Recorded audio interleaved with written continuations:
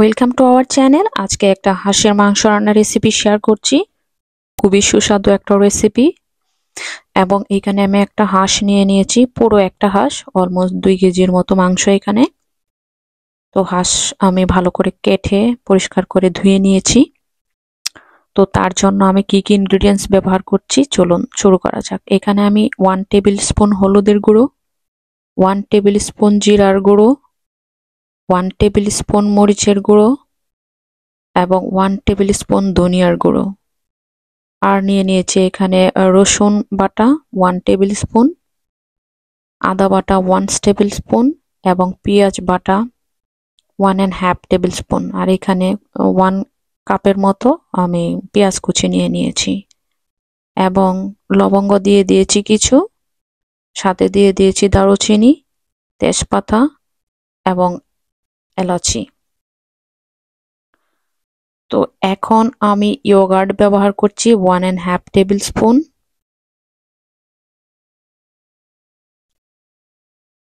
এবং black pepper 1/2 table spoon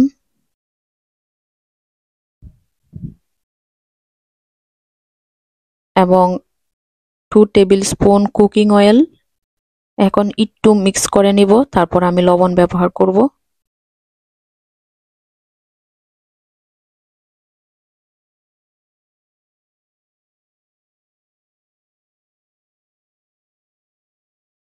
ওকে, অল্প মাখানো হয়ে গেছে। এখন আমি স্বাদ মতো লবণ 2 টেবিল স্পুন এখন ব্যবহার করছি, যদি আবার প্রয়োজন হয় তবে পরে আবার অ্যাড করব।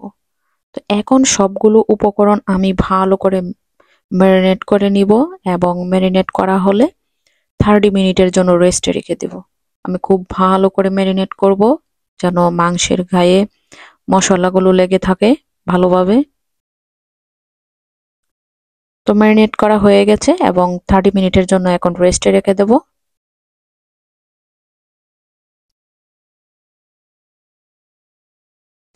ওকে, এখন 30 মিনিট হয়ে গেছে। এখন আমি চুলায় চলে আসছি। তেল ব্যবহার করছি 3 টেবিল স্পুন এবং তেজপাতা ব্যবহার করছি একটা, দারুচিনি এবং 3টা এলাচি এবং 1 কাপ পেঁয়াজ কুচি। তো পেঁয়াজটাকে আমি ব্রাউন কালার করে নেব।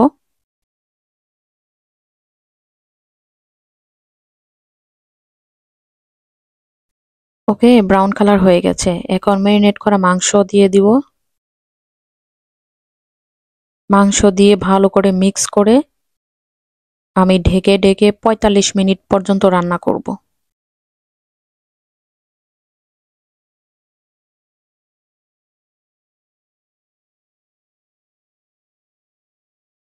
ওকে, এভাবে ভালো করে মিক্স করে দিতে হবে। মিক্স করে ঢাকনা দিয়ে ঢেকে 45 মিনিট রান্না করব। এখন ঢেকে দিচ্ছি, কিন্তু আমি 10 মিনিট কি 20 মিনিট পর পর ঢাকনা উঠিয়ে এভাবে ভালো করে ঢেকে নিব এবং মিক্স করে দিব। তো আবার মিক্স করে দিচ্ছি। আমি 10 মিনিট পর লিডটা ওপেন করে মিক্স করে দিচ্ছি। আপনারাও সেম ভাবেই কাজটা করবেন। ভালো করে কষিয়ে নিতে হবে, না হলে টেস্ট হবে না। আবার ঢেকে দিব। ওকে, আবার ঢেকে দেওয়ার পরে 10 মিনিট হয়ে গিয়েছে। আবার আমি মিক্স করে দেব।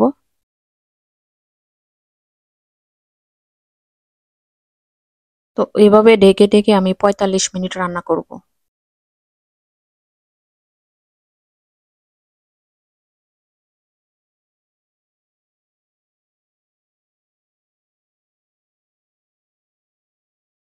ওকে, আবার ঢেকে দিব।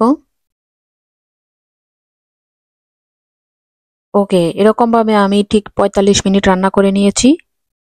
45 মিনিটে ভালো সেদ্ধ হয়ে গেছে এবং এখানে আমি আলু ব্যবহার করছি। আপনারা চাইলে আলুটা আগেও আপনারা তেলে ভেজে নিতে পারেন, কিন্তু আমি বেশি তেল ব্যবহার করতে চাচ্ছি না, সেই জন্য আমি আলু এভাবে দিয়ে দিয়েছি। আলুটা দেওয়ার পর আরো কিছুক্ষণ রান্না করে নিব, 10 থেকে 15 মিনিট।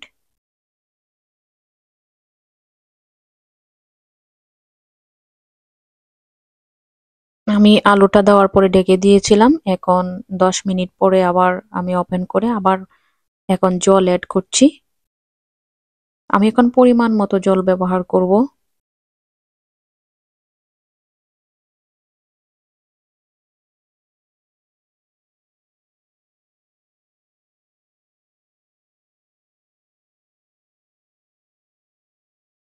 ওকে, এখানে জল ব্যবহার করে দিয়েছি। এখন হাই হিটে আরো 20 থেকে 30 মিনিট রান্না করব এবং একটা স্পেশাল মশলা বানিয়ে নেব। ওকে, আমার 30 মিনিট হয়ে গেছে। এখন আমি সেই স্পেশাল মশলা এখানে ইউজ করছি।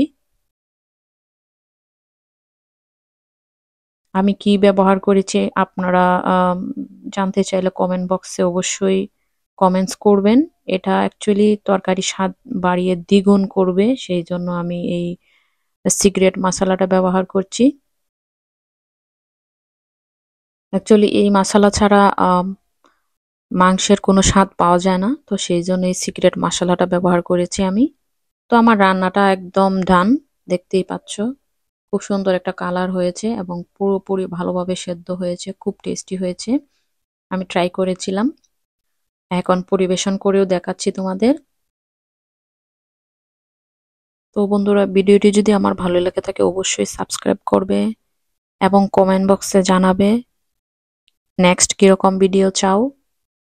এবং এতক্ষণ আমার পাশে থাকার জন্য অসংখ্য অসংখ্য ধন্যবাদ। Thank you for watching.